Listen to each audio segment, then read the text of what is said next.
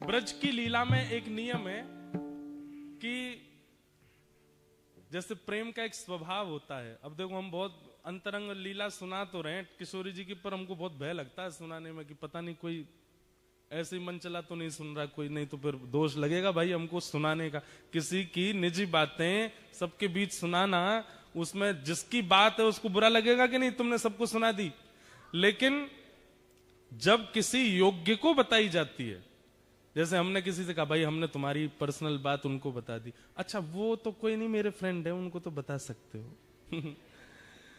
तो ऐसे ही श्री जी की, ठाकुर जी की निज बातें हम कह तो रहे हैं, पर हमको बहुत डर लगता है कि कहीं श्री जी हमसे यूं नहीं कहें, क्यों रे वह सभागृह में एक बैठो भोजन भट्ट, वो केवल भोजन करवे आयो भाई, लीला तो कोई मतलब नहीं। व्हाट्सएप इंस्टाग्राम चला तो सुन रहा मेरी लीला है, तू भाई वो सुनाया आयो। तो इसका हमको दंड तो मिलेगा। और पता दंड क्या मिलता है? अयोग्य के सामने लीला का प्रस्तुतिकरण करने से क्या होता है? फिर जो लीला सुना रहा है ना, उसको लीलाओं का कुछ दिन तक अनुभव नहीं होता, फिर कुछ दिन के लिए उसके चित्त से लीलाएं चली जाती हैं। इसलिए हमारी प्रार्थना है, अगर आप किसी और भाव में हो तो हाथ जोड़ के प्रार्थना है, एक भाव में आ जाओ और श्री प्रिया प्रियतम की नित्य लीला का श्रवण करो, और बड़े भाव से श्रवण करो। फोन वोन सब साइड धर देना, कोई और विचार करना नहीं। श्री ठाकुर जी प्रिया जी के साथ कैसी लीला कर रहे हैं और उस लीला में प्रेम कितना है, उस भाव को चित्त में धारण करके श्रवण करो, तो हमको फिर दोष नहीं लगेगा। बेमतलब में काय को ऑस्ट्रेलिया बुला के दोष लगाओ, इसलिए भाव से सुनो। तो बात ऐसी है कि प्रेम का एक स्वरूप होता है कि हम प्रेमी से सबके सामने स्पष्ट नहीं बोलते। जैसे जिससे हमारा प्रेम होता है, अगर वो कभी सभा में हमको मिल जाए, बहुत सारे लोगों के साथ हमको मिल जाए, तो हम इशारा कर देते हैं। वो एक शायरी जैसी है, हाँ, नजर से नजर ने मुलाकात कर ली, रहे दोनों खामोश और बात कर ली। बस आंखों से ही हो जाती है कि ऐसे जो भी। आप लोग स्त्री पुरुष ही मत समझना, कभी कभी भाई भाई भी कर लेते हैं इशारों में बात। जैसे घर में मेहमान आते हैं, मम्मी ने समोसे मंगाए, बच्चों से कही भटक मत जाना इसके पास में, वो फूफा जी आ रहे हैं लंदन वाले, वो खाएंगे। बच्चे कह रहे, हे फूफा जी आप पेट भरे आना, खाना नहीं छोड़ जाना, तो हमको तो भी मिल जाएंगे। बाल्यकाल में बच्चों के संग ऐसे ही होता है।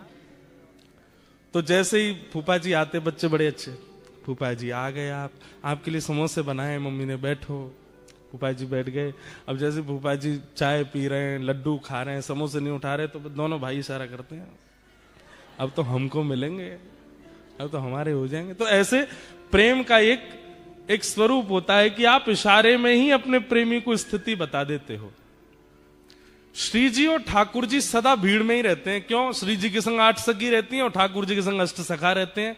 तो अपनी निज बातें कैसे हो? तो श्री जी इशारा कैसे करती हैं? अपने श्रृंगार से ठाकुर जी को इशारा करती हैं। अगर श्री जी ने नीली ओढ़नी पहनी हो, तो मानो ठाकुर जी को संकेत कर रही हैं कि इस बार की पूर्णिमा पर, इस बार की पूर्णमासी पर कोई नीला तालाब, नीला सरोवर, वहां मिलेंगे, वहां लीला करेंगे, वहां रास बिहार करेंगे। फिर ठाकुर जी नीले ओढ़नी से तो समझ गए कि भाई जो है कहीं श्री जी सरोवर का संकेत करें। काली ओढ़नी हो, वैसे तो काली श्याम ओढ़नी ठाकुर जी ही धारण करते हैं, लेकिन कभी कभी श्री जी धारण कर लेती हैं, तो ठाकुर जी समझ जाए, ओहो काली ओढ़नी मतलब अमावस्या, चंद्रमा नहीं होना चाहिए। और फिर काली ओढ़नी हो, उसमें थोड़े थोड़े सितारे जैसे जड़े हों, तो ठाकुर जी समझ जाते हैं कि द्वितीया तृतीया का चंद्रमा हो जिसमें तारे टिमटिमा रहे, उसमें मिलने की आज्ञा कर रही हैं। ऐसे किशोरी जी संकेत करती हैं। अब नीली ओढ़नी है, उस पर गुलाबी वस्त्र पहने हैं, तो मानो नीला सरोवर और उसमें भी कमल खिले हों, वो संकेत है। ये 2 संकेत हो गए। अब तीसरा संकेत क्या होता है? तीसरा संकेत ये होता है कि किशोरी जी से ठाकुर जी पूछते हैं, हे श्यामाजू अब बोलते तो है नहीं, पर बस एक बार निहार के ठाकुर जी समझ जाते हैं क्या आज्ञा है। अकेले आना है कि इनमें से किसी को लेके आना है। तो किशोरी जी अगर केवल एक बिंदी धारण करके आई हो तो मानो संकेत कर रही है अकेले आना है। और अगर कपोलन पर पत्रावली बना रखी है गोल गोल और बीच में 2 बिंदु हैं, तो ठाकुर जी दोनों कपोलन के बिंदु गिनते हैं कितने हैं। अगर बीच में 1 बिंदी और 4 दोनों तरफ हैं, तो इसका मतलब ठाकुर जी कह रहे हैं अपने सखा नहीं लाने हैं हमको, इनकी 8 सखियां ही रहेंगी, 4 हमारे पक्ष में 4 इनके पक्ष में। और मानो अगर पूरा यहां तक पूरा भर रखो है, पत्रावली अद्भुत धारण कर रखी, ठाकुर जी कह रहे हैं ओहो अब तो जरा भंडारा सबको लेके चलना है, इसमें एकांतिक नहीं है। तो ऐसे किशोरी जी संकेत करती हैं। एक दिन किशोरी जी श्रृंगार करके आई और ठाकुर जी के लिए सुंदर भाव विचार करके आई कि छाक लीला करेंगे। छाक लीला मतलब भोजन पाएंगे। और छाक लीला के भाव से किशोरी जी ने पूरा वस्त्र धारण किए। तो वस्त्र कैसे धारण किए? हरे कलर के सब वस्त्र पहने। उसका संकेत यह किया कि ठाकुर जी को संकेत कर रही है कहीं बगीचा में मिलेंगे। और उसमें भी केश जो है श्री जी के वो बेणी गूथी हुई है। अगर बेणी पीछे है नहीं दिख रही है तो इसका मतलब ठाकुर जी को यह संकेत है कि वन में नहीं मिलेंगे। और वेणी अगर आगे है तो वेणी के भाव से संकेत है कि वेणी मतलब चोटी, वेणी के भाव से संकेत है कि घने वन में मिलेंगे। घने केश है ना, वो वेणी आगे है, उसमें पुष्प हो ना तो उस पुष्प के फूल जहां खिलते हैं उस वन में मिलेंगे। ऐसे ऐसे संकेत करती हैं श्री जी। लेकिन आज सावन का दिन चल रहा था, वर्षा होती नहीं है, बादल इतने घने रहते हैं, हवा चलती नहीं है कि प्रश्वेत के कारण श्री जी का गलती से हाथ चला गया ऐसे, और जितना वो बना के आई थी भाव वो सब मिट गया। लेकिन श्री जी को इस बात का पता नहीं चला। अब जैसे ही आई तो यहां सब सखियां और श्री जी, यहां ठाकुर जी और सब सखा, अब सब आपस में कर रहे हैं, बातचीत कर रहे हैं, कछु आनंद कर रहे हैं। और ठाकुर जी सब एक एक चीज ध्यान से परख रहे हैं, क्या आज्ञा कर रही हैं। अच्छा, हरे वस्त्र पहने मतलब वन में मिलेंगे, केश आगे हैं इसका मतलब सघन वन में मिलेंगे। ओहो, जूही के पुष्प लगे मतलब जूही के वृक्ष, जूही के पुष्प जहां खिलते हैं उस वन में खिले। लेकिन किशोरी जी आज एक संकेत बना करके लाई थी जिसमें छाक का आज्ञा कर रही थी। जैसे एक तो होता है बिंदु बिंदु बिंदु बिंदु बिंदु, ऐसे पत्रावली हो तो समझो कि केवल रास होगा, आप सखा लिया ना, हमारी सखी आएंगी और रास विहार करेंगे। लेकिन उस बिंदु के भी ऊपर सुंदर सुंदर कुछ आकृति बनी हो तो उसका संकेत ये होता है कि नहीं छाक लीला होगी। सबरे सखांत कहीं अपने अपने घर तक कछु बना के लाएंगे, हमारी सखी सब बना के लाएंगे और फिर वहां बैठ के सब पामेंगे। तो आज छाक वाला श्रृंगार किया था वो मिट गया। तो ठाकुर जी ने जब मुखमंडल की ओर देखा तो सब मिटा हुआ। ठाकुर जी कह रहे हैं कि श्री जी आज्ञा कर रही है मिलनो ही ना है, आज्ञा नहीं दे रही है मिलने की। तो ठाकुर जी किशोरी जी से कह रहे हैं, किशोरी कह रहे ठाकुर जी को समझ ही नहीं आया, बोले कि ये तो स्पष्ट बोल रही है कि मिलना ही नहीं है। अब सबके सामने बोले कैसे? थोड़ी देर वहां बैठ के सब चले गए। अब श्री जी ने सब सकीन से कहीं तू कढ़ी बना के लाइयो, तू खीर बना के लाइयो, तू रबड़ी बना के लाइयो, श्याम सुंदर आमेंगे उनको मक्खन बहुत प्रिय, तू मक्खन निकाल के लाइयो, तू ऐसी ऐसी मोटे टिक्कर बना के लाइयो। और सब सकीन से कह दी। वहां सब सखा भी कछु कछु लेके आ रहे होंगे। सोचो कैसा प्रेम संपर्क था। ये व्हाट्सएप और इंस्टाग्राम वाला टाइम नहीं है। और ये स्वच्छंद प्रेम है, इसमें काम दूर दूर तक नहीं है।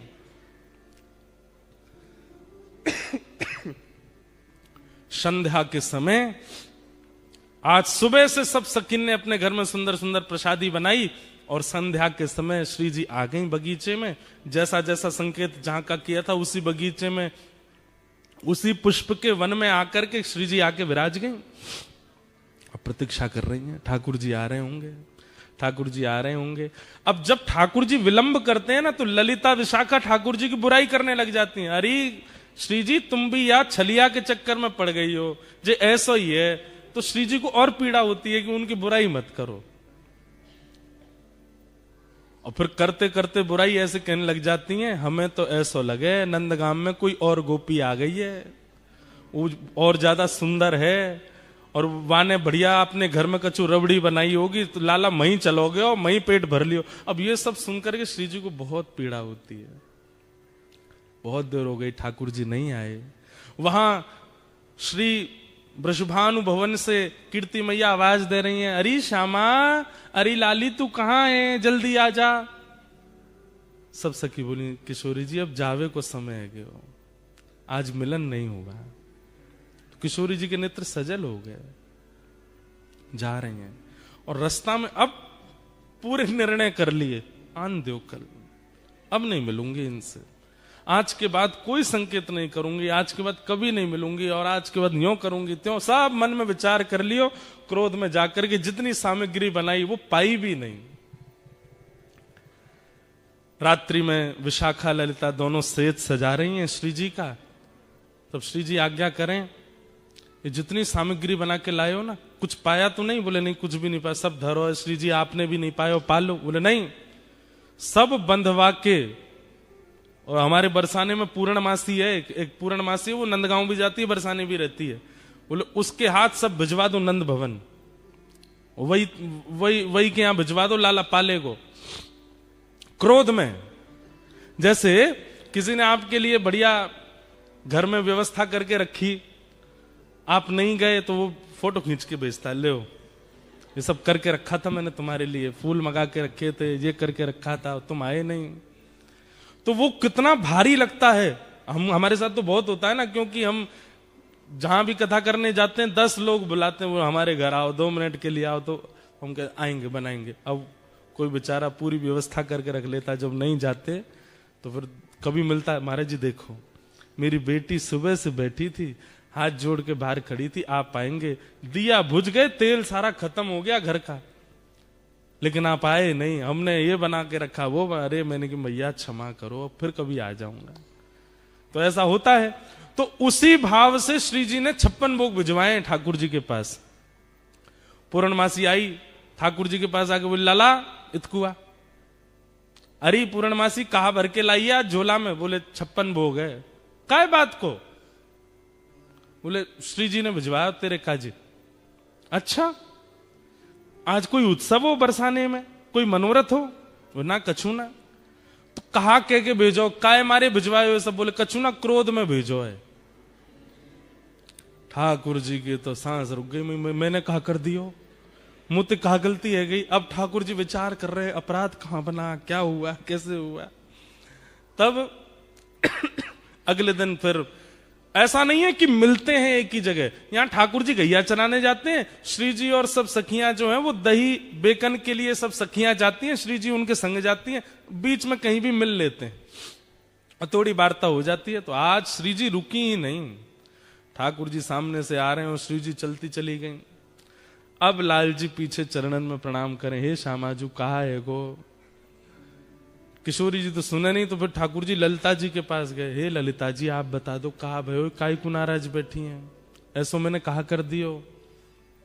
बंधुओं एक बात मैं बीच में बोल दूं, इन लीलाओं को सुनकर के आप कहीं ये विचार मत कर देना कि भाई ये वही कृष्ण है जो सुदर्शन चक्र धारण करते हैं। हाँ ये वही कृष्ण है, ये वही कृष्ण है जो महाभारत युद्ध में द्रुत गति से रथ को हाँकते हैं।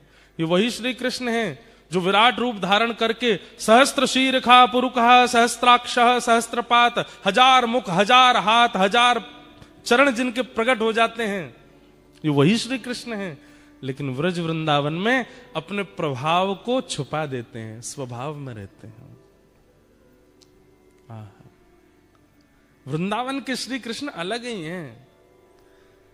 ऐसे डर रहे हैं जैसे मानो श्री जी अगर नहीं रीझी तो मेरा तीनों लोक लुट जाएगा। आज घबरा रहे हैं। ललिता जी कह रही हैं हम तो तभी बताएंगे। बोले कब? बोले पहले विशाखा की चरण दबा के आओ, जाओ। ठाकुर जा रहे, अरे विशाखा तू तो बड़ी अच्छी है। नहीं नहीं तुम गोबर चोट्टी बोल रहे थे मुझे उस दिन। ना ना आज के बाद लाए बोलूंगा। बोल कहा बोलोगे? अरे तू तो रानी है, तू तो महारानी है। अरे विशाखा तू तो ऐसी है, तेरी भलैया ले लूं। नहीं आरती करो। बोले आरती करता हूं, तू जो कहेगी सो करूं। यूं बता दे श्री जी नाराज काहे क्यों है? सबरी गोपी अपने अपने काम करवा ले ठाकुर जी थे। अच्छा लाला तो एक काम कर, वो ऊपर गोबर उपला थापिया जा, ठाकुर जी गोबर थापने, अरे तू बता दे बस काय बात ते नाराज है। जब खूब थक जाते हैं ठाकुर जी भी, तब बोले वादना श्री जी ने संकेत किया, छाक लीला को संकेत किया। रात में सब सामग्री बना के हम वन में प्रतीक्षा करती रही, ना आयो सखान को लेके। ठाकुर जी बोले कब? बोले परसों। बोले कैसे कियो संकेत? बोले पत्रावली बनी, पत्रावली में ऊपर ऊपर सुंदर सुंदर आकृति बनी, छाक लीला को संकेत कियो और नहीं आए तुम। अरे मैं तेरी सौगंध खा के कह रहा हूं, अब मेरी सौगंध मत खावे, मोए अभी जीनो है। ठाकुर जी बोले अरे तू जाकी के बाकी सौगंध खा के कह रहा हूं, मोए ना दिखे। ललिता विशाखा, विशाखा जी बोली नहीं नहीं हमें सब पता है, नंदगाम में कोई गोपी आई है, वाने रबड़ी बनाई, वाके घर। अरे तू जो कहेगी सो करूंगा, सौगंध खा के करूंगा, ऐसा कोई बात ना है, मो संकेत पता नहीं चलो। तब ललिता विशाखा बोली अब तो श्री जी को मनावे के काजे कोई योजना करनी पड़ेगी। ठाकुर जी बोले कहां करूं? तभी वन में देखी कि दो वृक्ष, और दोनों वृक्षन से एक बेल निकल करके, एक वृक्ष की बेल निकल के दूसरे वृक्ष पे जा रही है। ऐसी एक डाल है, हमारे ब्रज में आज भी ऐसी डाल है, और केवल ब्रज में ऐसी डाल है जहां वास्तविक स्वाभाविक झूला बने ही हुए हैं।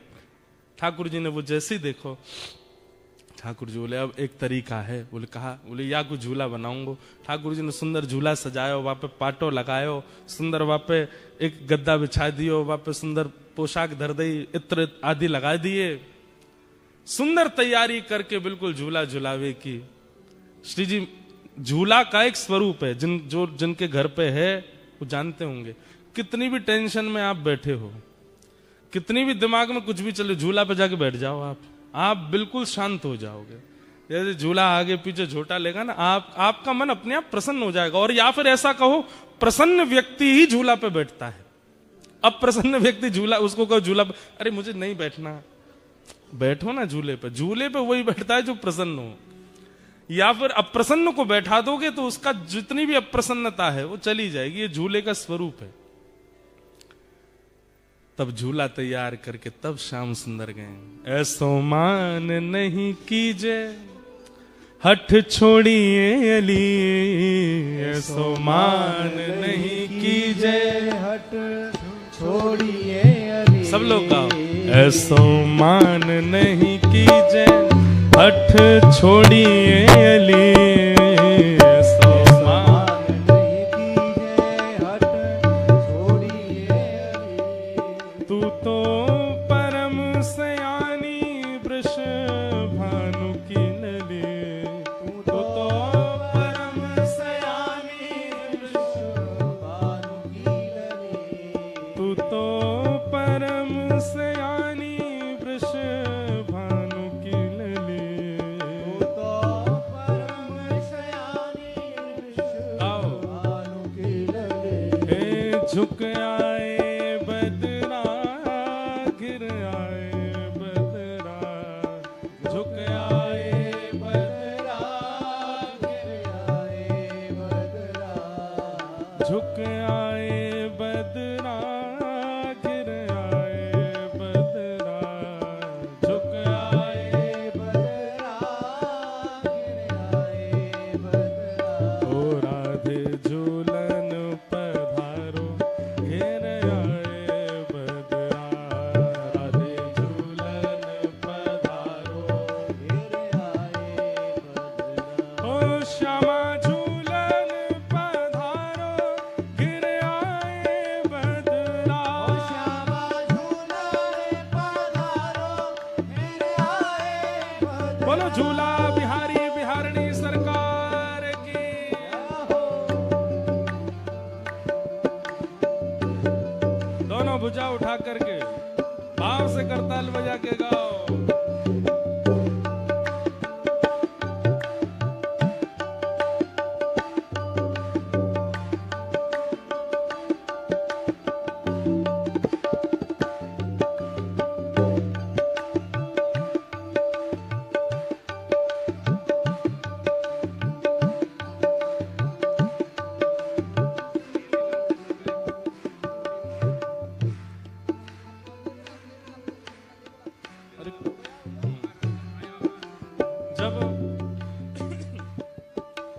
जी ने खूब मना ली, श्री जी नहीं मानी, तो फिर अब ललिता विशाखा भी, उनको भी दया आ गई, अरे श्याम सुंदर इतना मना रहे हैं, श्री जी नहीं आ रही हैं। तब ललिता जी जाती हैं और किशोरी जी से कहती हैं, हो तेरो रसिक प्रीतम मग जोवत खड़ो, तेरो रसिक प्रीतम मग जोवत खड़ो। ब्रजभाषा है, समझ आ रहा है। ललिता जी कह रही हैं, अरे ये रसिक प्रीतम श्याम सुंदर आपकी बाट निहार रहे हैं, आपको ठाकुर जी दूर जाके झूला के पास बैठ गए। किशोरी जी कह रही हैं कि ठाकुर जी तो कह लो खुद ने बनाया झूला, खुद ही झूल लेंगे। तो ठाकुर जी संदेशा भिजवा रहे हैं, बोले जब तक श्री जी प्रसादी नहीं करेंगी तब तक ना बैठूंगा, पहले श्री जी प्रसादी कर दें तब बैठूंगा मैं। तो तब ललिता विशाखा समझा रही हैं, तेरो रसिक मृतम मग जोवत खड़ो, तेरो रसिक प्रीतम मग जोवत खड़ो। वह तो दो कर जोरे,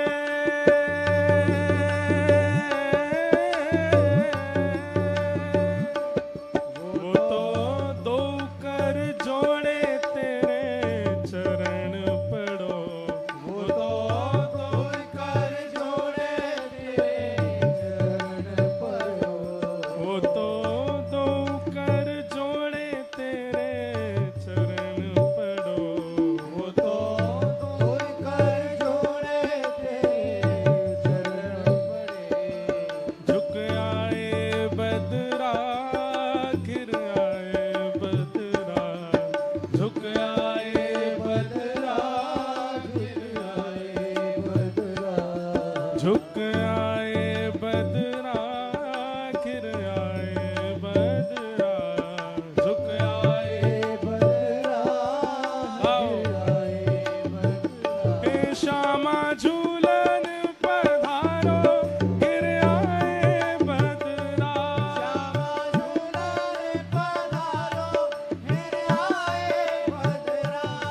राधे झूलन पधारो घिर आए बदरा,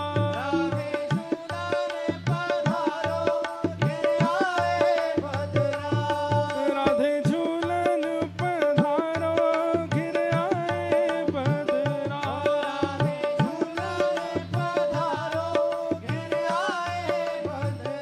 ओ घिर आए बदरा, झुक आए बदरा, घिर आए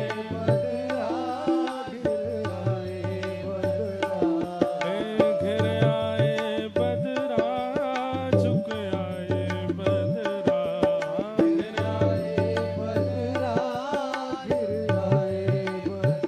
हे श्यामा झूलन पधारो घिर आए बदरा,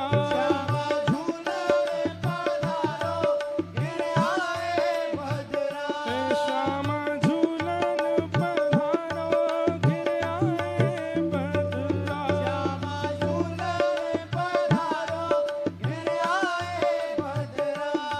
राधे झूलन पधारो घिर आए बदरा।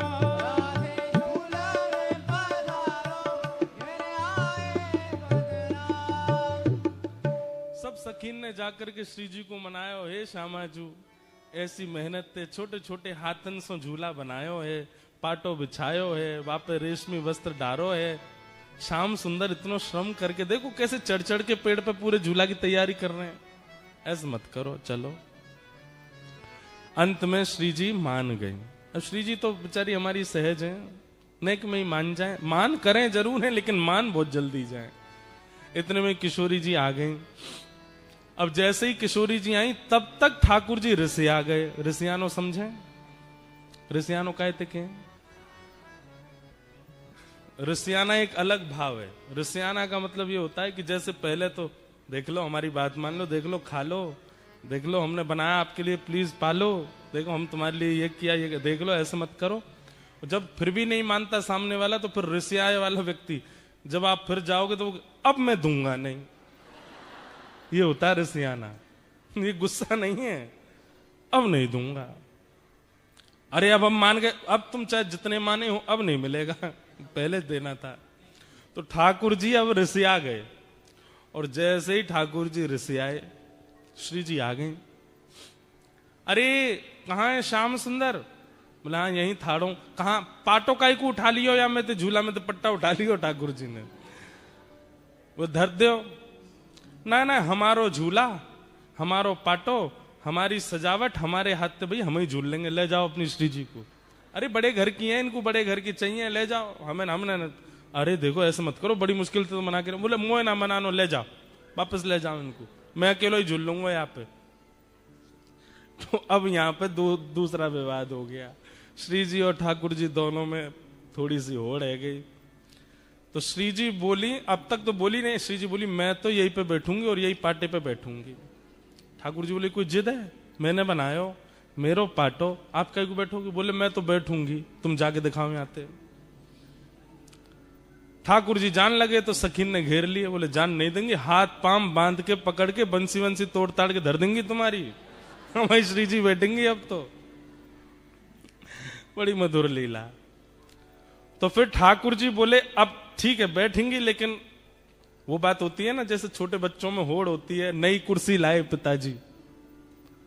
तो कई बच्चे ऐसे होते हैं कि कुर्सी खुलेगी तो पहले मैं बैठूं, जो कोई और बैठ जा तो वो इसी बात पे ही रोने लगते हैं कि ये क्यों बैठे, अरे तू अब बैठ जा। अब नहीं, मुझे पहले बैठना था।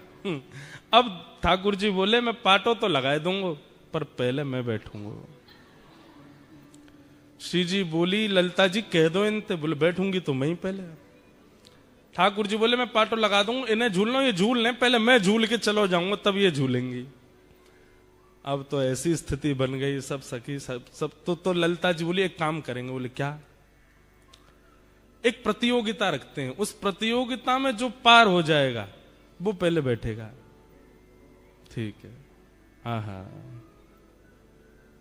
कौन चढ़े पहले सुरंग हिंडोला, कौन चढ़े पहले सुरंग, कौन चढ़े पहले सुरंग हिंडोला, कौन चढ़े पहले सुरंग हिंडोला। सोई करत मनुहार हिये हित, सोई करे मनुहार हिये, रमक देत जोरा जोरा, रमक देत जोरा जोरा। ललिता विशाखा जी बैठ गई एक कोने में जाके। बोले अब आप दोनों कुछ करो जिससे हम रीझेंगी, उसको पहले बैठाएंगे। तो किशोरी जी बोली मैं बाद में करूंगी, पहले इनते करवाओ, ये जो करेंगे उसका काट मैं करूंगी। तो ठाकुर जी बैठ गए तुरंत और कहा करन लगे, गावत राग तान मधुर स्वर, गावत राग तान मधुर स्वर, गावत राग तान मधुर स्वर, गावत राग तान मधुर स्वर। और कैसा गा रहे हैं? कोटि काम चित चोरा। ये श्री हरिराय महाप्रभु जी का पद है, उनकी छाप पदों में होती है रसिक प्रीतम। एक पद हम गाते हैं कथा में, तलेटी गोवर्धन की रहिए, नित्य प्रति मदन गोपाल लाल के चरण कमल चित लइए, तन पुलकित ब्रज रज में लोटत गोविंद कुंड में रहिए, रसिक प्रीतम हित चित की बातें श्री गिरधारी जी सो कहिए। एक दूसरा पद हम गाते हैं, नैनन में ही राखूं पिया तो है, तुमरी एक रोम की छवि पर जगत वार सब लाखूं, रसिक प्रीतम संगम की बातें काहू सो नहीं भाकूं। ऐसे ही हम जब पद लिखते हैं ना, हमारे लाल जी जब कोई अनुग्रह करवाते हैं, एक लीला सुनाएंगे जो लाल जी ने प्रकट करी है, गिरधर लाल जी ने। तो गिरधर लाल जी के जो पद होंगे उनमें छाप होगी गिरधर, अंतिम शब्दों में लिखा आएगा गिरधर। तो समझ जाना कि ये लाल जी का पद है, गिरधर लाल जी का पद है। एक सुनाऊंगा लीला। तो श्री रसिक प्रीतम जी हरिराय महाप्रभु जी वल्लभ संप्रदाय वल्लभ कुल में आप आचार्य हुए, आपका ये पद है। कह रहे हैं, बोले ठाकुर जी गायन करने लगे, और बोले सामान्य नहीं गा रहे हैं, बोले ऐसा गायन कर रहे हैं, ऐसा गायन कर रहे हैं कि कोटि कोटि काम कंदर्प दर्प दलन करने वाले लग रहे हैं ठाकुर जी। ललिता विशाखा तो मोहित हो गई ठाकुर जी पे। ऐसे ऐसे तान लेवे, ऐसे ऐसे गावे, ऐसे ऐसे मधुर स्वर कान पे हाथ धर के लगावे। ललिता जी तो सुध बुध खो करके और ठाकुर जी के पक्ष में ही जा रही हैं। पाटा लेके बैठी हैं दोनों, तो जिसको पाटा देंगे वो पहले बैठेगा। ललिता जी तो बिल्कुल तैयार है गई, बोले मैं तो इन्हीं को पाटो दूंगी। कैसे गा रहे हैं, देखो कितना मधुर है इनको स्वर। इतने में श्री जी ने आंख दिखाई, बोले माया जाल है, फंसना नहीं इसमें, अभी हमारी बारी तो आने दे। गा रहे हैं ठाकुर जी। एक वार्ता आती है कि हमारे ब्रज के अष्ट सखाओं में एक सखा हुए श्री गोविंद दास। तो गोविंद दास जी एक बार गा रहे थे, और गाते गाते गाते गाते सामने गुसाई जी बैठ के सुन रहे थे। तो गोविंद दास गाते गाते गाते गाते ऐसे करें, ढंग से गाओ, ऐसे नहीं करो, चलो प्रेम से गाओ। तो सामने बैठे गुसाई जी बोले, किसको डांट रहे हैं, ये बगल में कोई बैठा तो है नहीं, लाला ऐसे नहीं ऐसे गाओ। तो फिर गुसाई जी पूछ पड़े, हे गोविंदा तुम किससे बात कर रहे हो। तो गोविंदास जी बोले, गुसाई जी आपके मंदिर को लाला है, मैं जब जब गाऊं निकर के आ जाए, मेरे बगल में आके बैठ जाए, और फिर कान पे हाथ धर के मेरे पीछे पीछे गावे, लेकिन बड़ा उद्यमी है, मैं जैसो स्वर लगाऊं वहां में एक स्वर अपनो लगा के गावे। तो समझा रहा हूं लाला ऐसे मत गावे। तो गोविंद दास की बात सुनकर के गुसाई जी के नेत्र सजल हो गए। बोले ठाकुर जी बैठे हैं? बोले हाँ। कैसे गा रहे हैं? बोले ऐसे गा रहे हैं। बोले मुझे दिखाई नहीं दे रहे ठाकुर जी। अरे रुको मैं कहूं इनते अभी दिखा। नहीं नहीं नहीं, उनको संकोच मत कराओ, वो सहज हैं, उनको जैसे सहज हैं बैठने दो, मेरी वजह से उनको संकुचित मत करो। पर मुझे बस इतना बताओ, ठाकुर जी गाते हैं तो उनका स्वर कानों को कैसा लगता है? गोविंद दास वर्णन कर रहे हैं, बोले आहा, जब श्याम सुंदर गाते हैं ना, बोले जैसे कभी नदी के किनारे खड़े हों और बिल्कुल शांत वातावरण में नदी की धीमी धीमी स्वर लहरी कानों को सुख देती है। कभी पहाड़ों पर खड़े हों तो पहाड़ों का शांत वो स्वभाव कभी कभी एक ओजमयी वाणी बनकर के कानों को लगता है। सुबह सुबह सूर्य उदय होते समय पेड़ों पर बैठी हुई पक्षी पशु जब चहकती हैं, पक्षियां कोयल चहकती है, उनका स्वर जैसे सुंदर लगता है। घने बादल हो रहे हों और उस समय वन में मोर कुहुक रहा हो और उसकी वाणी सुंदर हृदय को आनंदित कर देती है। मतलब प्राकृतिक जो स्वर है वो स्वर जितना सुख देता है, उस स्वर को भी, उस प्राकृतिक स्वर को भी 1000 गुना, लाख गुना, करोड़ गुना कर दिया जाए, वैसा सुख ठाकुर जी के स्वर में मिलता है। ठाकुर जी जब गाते हैं तब इतना सुख होता है। लेकिन बोले लेकिन जब हमारी किशोरी जी गाती हैं तो ठाकुर जी भी फीके लगते हैं। किशोरी जी के सुर के आगे तो ठाकुर जी को सुर भी ना चल पावे। हमारी लाडली जी तो उनसे भी आगे है। तो ठाकुर जी ने अपनी सबरे जोर लगा दिए, पहले झूला पे बैठ हुए को खूब गा दिए, ऊट पटांग जैसा उनको भाव आयो गा दियो। अब बारी आई किशोरी जी की। आहा, ठाकुर जी बोले देखो श्री जी कैसो गायो मैंने, अब गा के दिखाओ।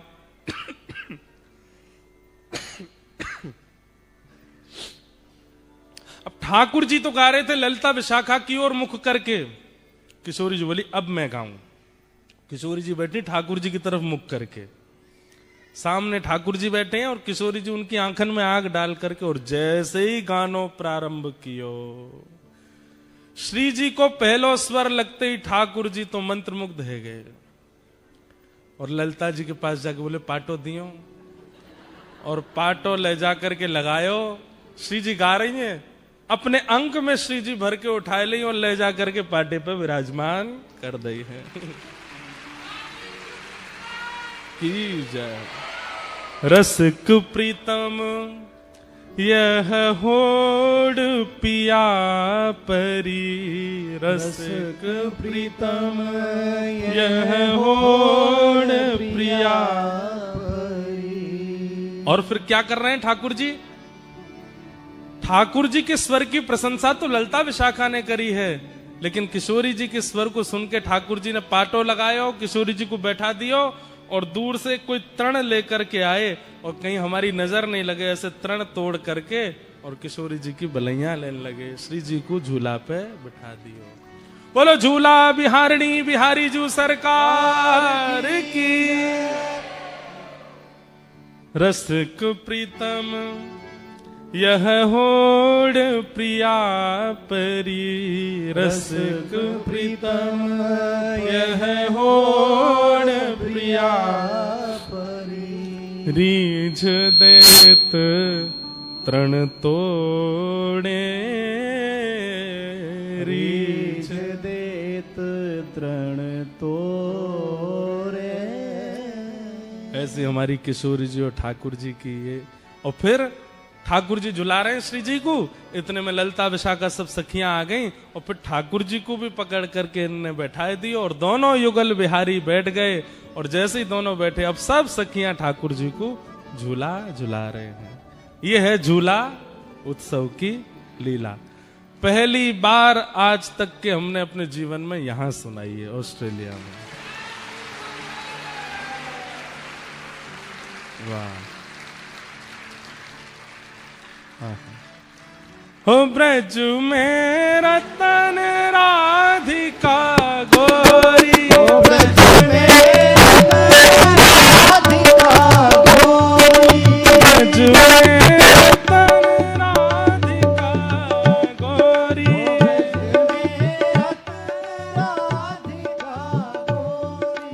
हो राधिका गोरी, राधिका गोरी, राधिका गोरी, राधिका गोरी, राधिका गोरी, राधिका गोरी, राधिका गोरी, राधिका गोरी। ओ ब्रज में रतन राधिका गोरी, ब्रज में राधिका गोरी, ओ ब्रज में रतन राधिका गोरी। राधिका बोलो वृंदावन बिहारी लाल की।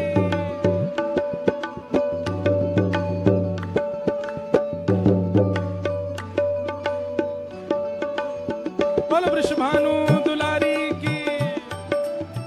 अरे जय हो ने जोर तो बोलो, बोलो वृषभानु के जमाई की।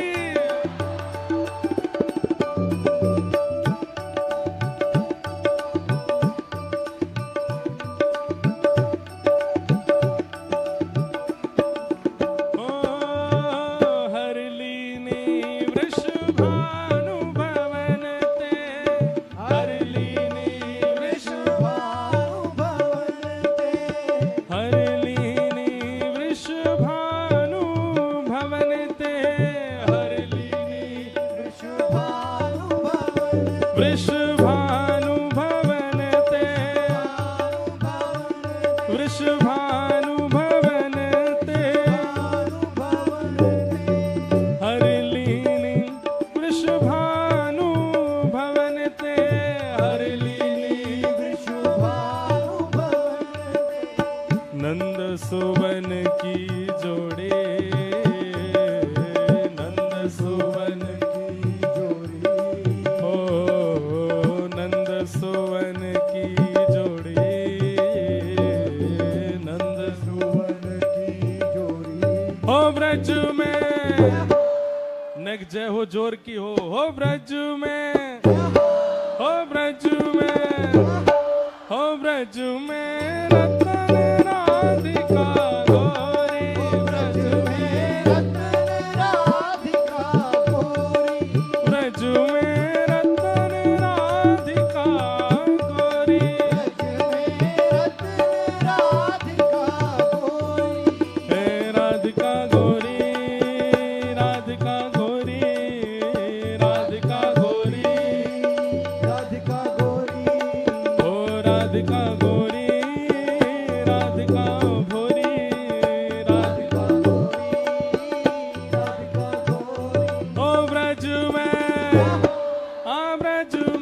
ओ ब्रज में रतन राधिका गोरी, ओ ब्रज में रतन राधिका गोरी, बोलो वृषभानु दुलारी की।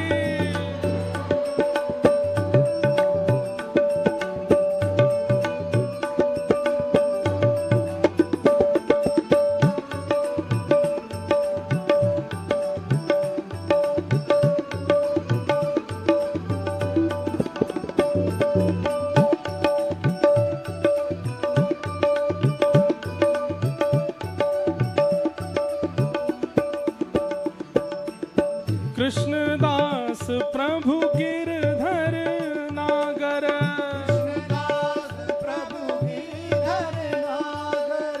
कृष्णदास प्रभु गिरधर नागर, हे प्रभु गिरधर नागर,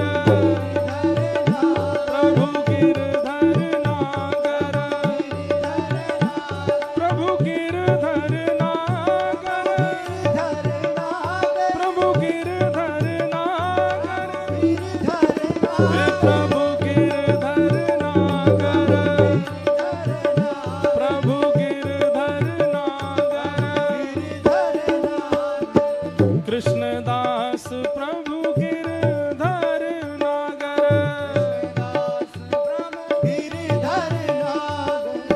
नागरी नवल किशोरी,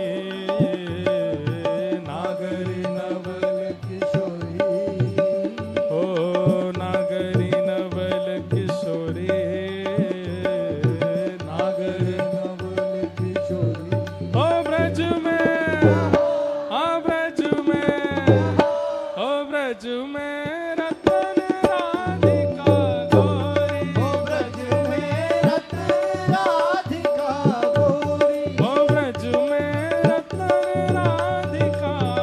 गोरी, ओ राधिका गोरी, राधिका घोरी, राधिका घोरी, ओ राधिका गोरी, राधिका भोरी, राधिका राधिका गोरी,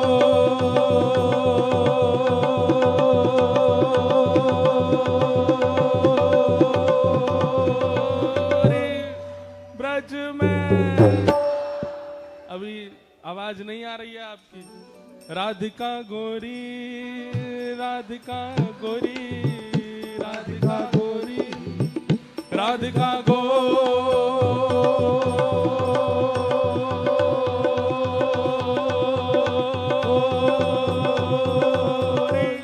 ओ ब्रज में, ओ ब्रज में, ओ ब्रज में रतन राधिका गोरी, ब्रज में रतन राधिका गोरी, ब्रज में रतन राधिका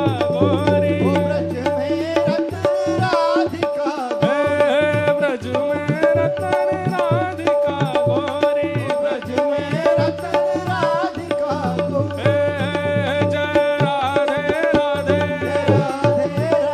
श्री राधे राधे, जय राधे राधे,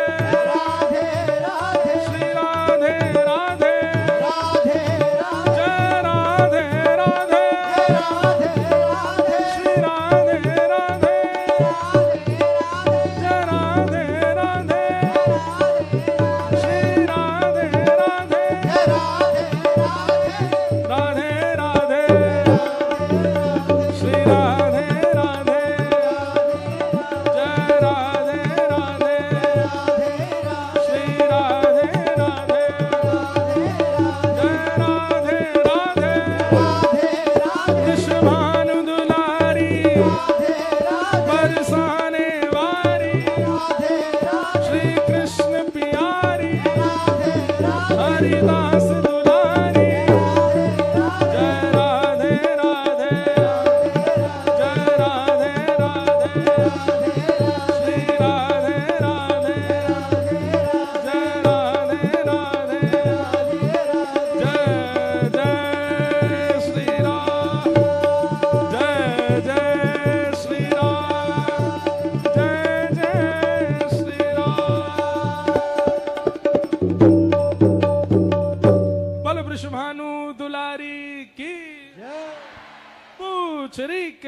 ठाकी हुप हुप प्यारे।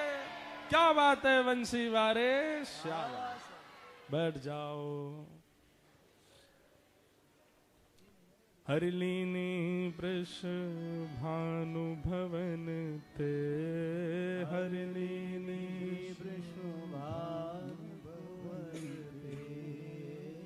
नंद सुवन की जोड़ी, नंद सुवन की जोड़ी।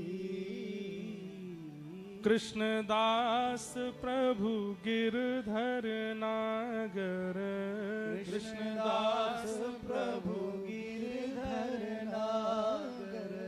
कृष्णदास प्रभु गिरधर नागर, कृष्णदास प्रभु गिरधर नागर। हो नागरी नवल किशोरी,